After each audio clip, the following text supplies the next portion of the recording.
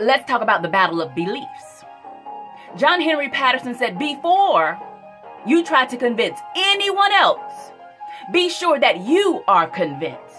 And if you can't convince yourself, drop the subject.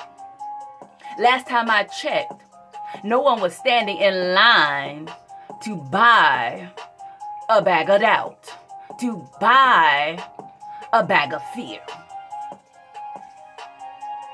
The reason people aren't buying what you're selling is because they don't want it. Because you're not convinced. The word convince means to bring to belief or to bring to a course of action. How do you know that you really have confidence? It's typically coupled with action. Your ability to take action despite the thoughts of fear, despite the thoughts of anxiety, despite the thoughts of doubt.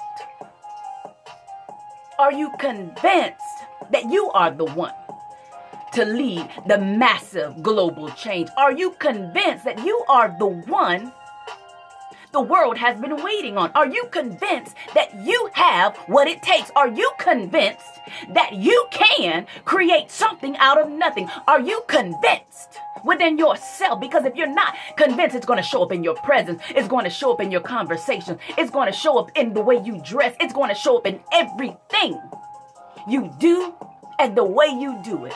If you are not convinced, it's time to work on your conviction.